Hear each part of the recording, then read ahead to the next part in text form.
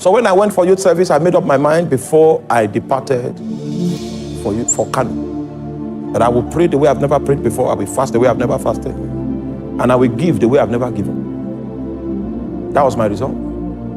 In order to help me keep my vow, when I got to camp, they stole my meal ticket.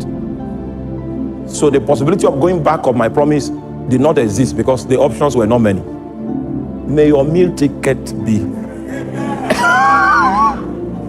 They stole my meal ticket the first night upon my arrival at the camp.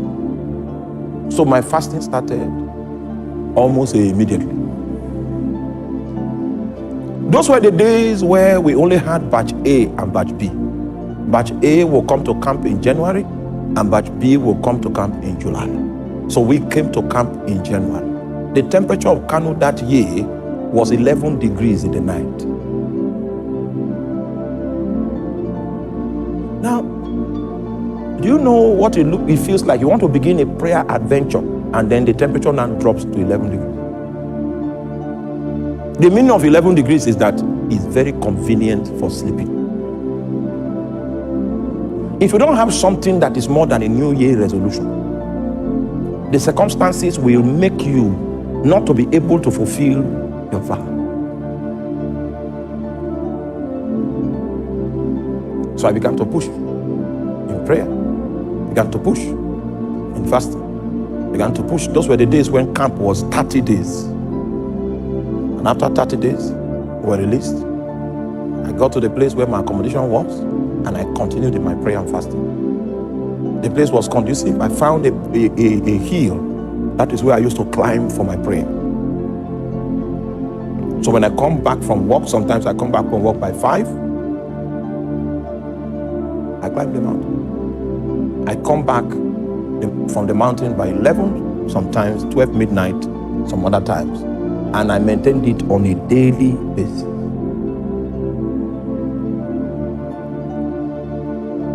So I was praying for January, prayed February, prayed March, prayed April, prayed May, prayed June. In June, God now told me, it was very clear. He said, I can see you are praying.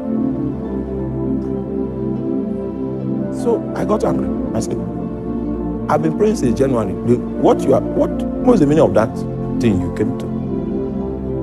You know why? I was not trained.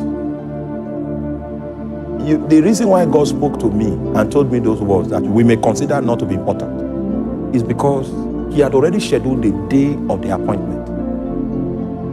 And the way I was going, Satan was beginning to weary my heart because God seemed not to be responding. So in order not to allow Satan succeed with his mind bending, God said, I see you are praying. The meaning is, you have not reached the day of the appointment. Continue doing what you are doing. When the day of the appointment reaches, you will have your encounter. That was a prayer I did that I counted how many days I fasted. So it took 264 days before God encountered me. I will not be here today preaching to you if I didn't have that encounter.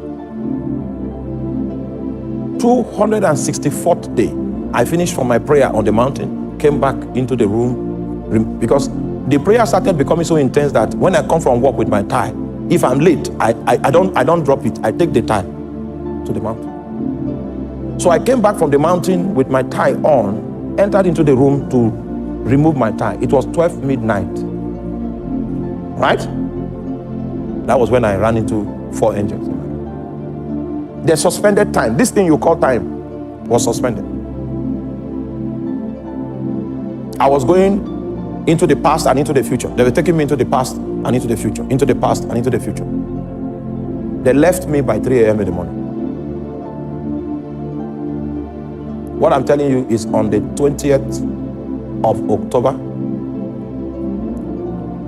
2001. 20th of October, 2001. 21st of October 2001, I came again, dropped my things, began to pray in tongues in the room. This time now, to go to the mountain. I've not gone. I came to the room, changed to go to the mountain. Then they stopped me. I was in that room until 3 a.m. in the morning, from 6 p.m. in the evening.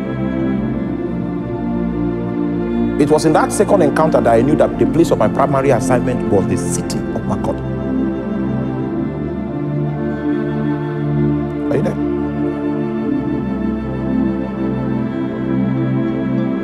That's how divine direction came to me. When you start with a vow. If you continue, you will hit an encounter of your appointment. The day you hit the encounter of the appointment, the second point I want to raise starts. It is the supervising spirit of your altar that comes to visit you. It doesn't come as a friend, doesn't come as an acquaintance. It comes as a king.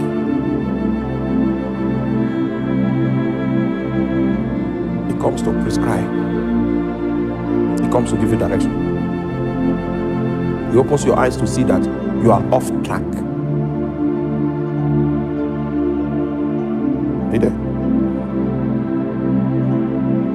So the human attendant must commence his assignment of priesthood with a solemn vow. This flame that I've kindled now, it will never go out. Go and study the temple. You will see a flame there that they commanded the priest that this flame should not go out. Priesthood is a lifetime thing. It's not hit and run.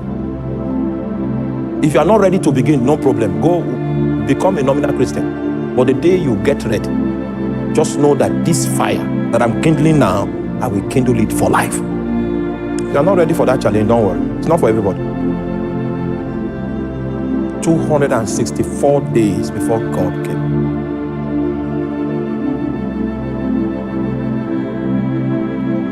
Sorry, it's not God that came, it's angels that came. When I started encountering angels, I was so happy because my power ministry now started at that point. I preached for 5 years with power before it occurred to me that it was not angels I was praying to encounter. It was Jehovah I was praying to encounter. So I repented, are you there? And came back.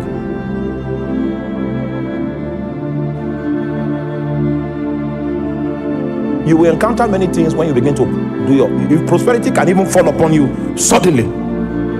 And because of that prosperity, you'll be going to Port Harcourt bringing goods, going to Port Harcourt bringing goods, going to Lagos, you put goods in 911. You do that for 11 years.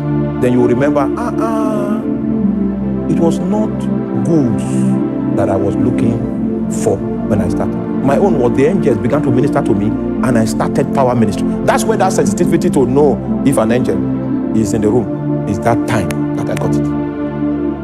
When demons are walking out, I will know it. The gift of discernment of spirit. Among all the prophetic gifts, the strongest of my life is discernment. I do business with invisible beings.